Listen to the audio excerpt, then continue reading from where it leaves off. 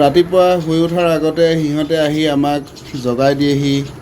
দুপৰীয়া এবাৰ আহে, ইয়াৰ পৰা মাতিব কিবা খোৱা বস্তু লাগে। এতিয়া সন্ধিয়া সময় হৈছে, এতিয়া এবাৰ মাতে কিবা খোৱা বস্তু লাগে, আৰু খোৱা বস্তু দিলেহে শান্তিত থাকিব দিয়ে। যেতিয়ালৈকে নিদিয়ে তেতিয়ালৈকে চিঞৰি চিঞৰি থাকিব। ইয়ালৈ আহি পেলাই এই বাৰান্দাৰ এই ৰেলিঙতে বহি চিঞৰি থাকিব। আগতে প্ৰথমতে মাক আৰু দেউতাক আহিছিল, এতিয়া পোৱালি দুটা লগত লৈ আহে। পোৱালি দুটাক খুৱাই দিয়ে, সিহঁতে নিজে খাব জনা হোৱাই নাই। আৰু ইমানে ভাল লাগে যে সিহঁতক চাই, যেতিয়ালৈকে কিবা বস্তু নিদিওঁ তেতিয়ালৈকে ইয়াৰ পৰা আঁতৰি নাযায়। মাতি থাকিব, মাতি থাকিব। চৰাইৰ ইমান মৰম আমালে।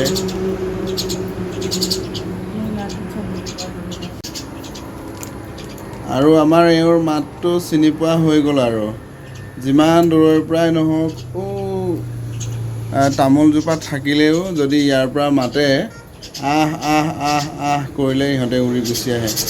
আৰু বেলেগ বস্তু নাখায়, ইহঁতেতো চাউল নাখায়। এই চানা দিব লগা হৈছে এতিয়া, চানা খায়। আৰু কেতিয়াবা ভাত দিওঁ, ভাত খায়। আৰুনো আমি দিব পৰা কি থাকে সিহঁতক, সেইখিনিকে আৰু এতিয়া চানা দিছোঁ। পেট ভৰিলে গুচি যাব, আকৌ কিছু সময় পিছত আহিব।